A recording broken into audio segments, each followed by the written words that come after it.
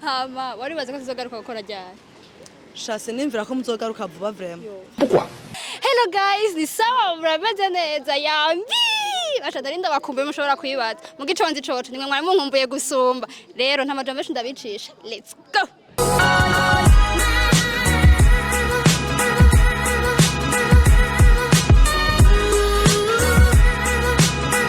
Vite? Ni sawa? Ni sawa. Ni sawa. Ni sawa. Witwa Beliange. Nitwa Sabukigura Kelly. Nitwa Jean. Nitwa David Levi Mugisha. Beliange. Wavyakiriye gute canke wagize reaction ya gute ubonye yagabayugariye? Je ntivyanyoheye vraiment. Chambe na mbere sans uraza ndabona uriya muhungu ari kuri kamera. No. Ego. Ni umukobwa atunganya tayi. Hala. Je savais. Kubwanje numva narababaye kubera yagari ifise ibiganiro byinshi byatunezereza nk'ikinyene ca toke urumva ni hawura gutwenga kubera hari ama question amwe wumvise inyishu usanzwe yizi wacu twenga cyane urumva hariho n'ibiganiro nyene byafasha mu kibano twakunda cyane. Oh wow. Byarambabaje cyane kuko yaganda yikunda cyane yaganda yikurikirana cyane vraiment asha byarambabaje. Cheers mate. Hama wari baze ko tuzogaruka gukora ryari? Shase nimvira ko muzogaruka vuba vraiment. Pourquoi? Parce que je crois ndagikurikirana yaga gose kandi n'ijya groupe ya WhatsApp ndayirimwo. Yego.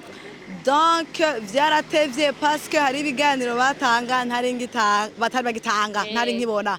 Rolex special. Okay. Vraiment sinzi. Gusa nafite icyizere yuko nzosubira gukora. Jewe ngerageje kuraba kenshi hari ikintu bashobora kugara ukiyumvira ikibacugariye iki kandi birinze bifatwa nyene na leta uvuga uti ikibaravye kiravye nabi kirashobora guherayo me Imana ishimwe ko cyagara. Hama ni cyaye ikintu wakumbuye ujye mwana tariko turakora. Rolex babiriye ego. Ikintu cambe nakumbuye ari Rolex.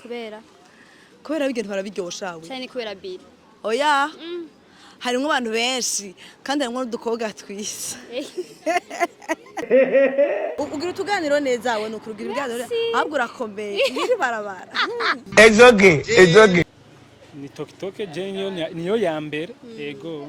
Peace out. Peace out.